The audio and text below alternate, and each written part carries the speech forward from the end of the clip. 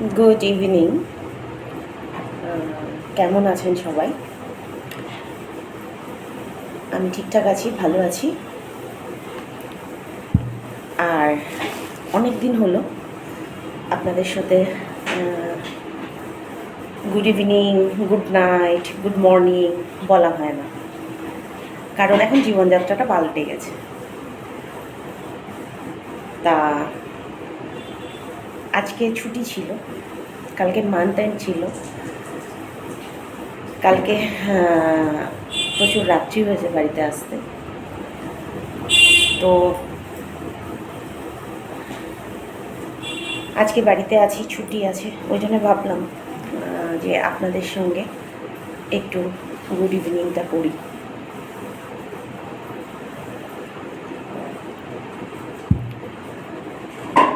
তা আজকে দেখুন, শুধু কথা বলছি না, কাজও করব। এই যে এরকম দুটো মোচা এনেছিলাম। তা একটা মোচা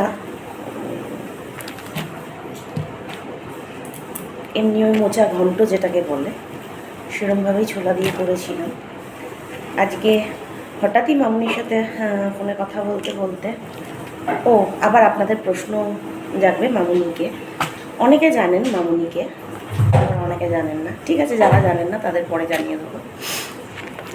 তা মামুনি একটা রেসিপি বললো, ওটা শুনে খুব ভালো লাগলো, যার ফলে ওটাই ট্রাই করব।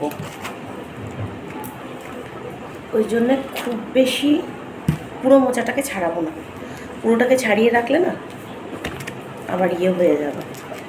ওই জন্য পুরোটা ছাড়াবো না, অল্প একটু। বোটাটার কাছটা কেমন কালো হয়ে গেছে, এনে রেখে দিলে আর কি হয়, ফ্রিজে কতদিন ধরে রাখবো। আর একসঙ্গে এত বড় বড় মোচাগুলো একসঙ্গে দুটো রান্নাও করা যায় না, কিন্তু একটু সস্তা পেয়েছিলাম বলে একসঙ্গে দুটো নিয়ে নিয়েছিলাম। এটাতে ঠিক আছে, এটা হয়ে যাবে, এতগুলো তো হয়ে যাবে। তা শুধু আবার এটা করলে হবে না, ওরে বাবারে, এটাকে তো আবার ছাড়াতে হয়, এটাই তো একটা সমস্যা। এখানে কয়েকটা খুলে পড়ে গেছে।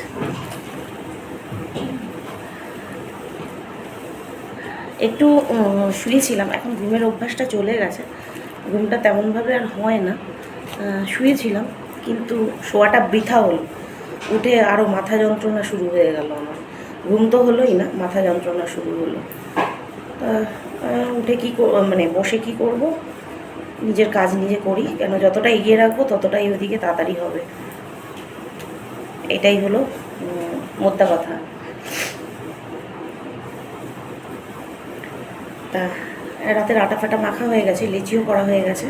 বললাম চা খেতে খেতে শুধু শুধু বসে থাকি কেন, তাহলে মোচাটা ছাড়িয়ে রাখি, কাজটাও এগিয়ে যাবে, আপনাদের সাথেও গল্প হয়ে যাবে, আর আমার কাজটাও এগিয়ে যাবে।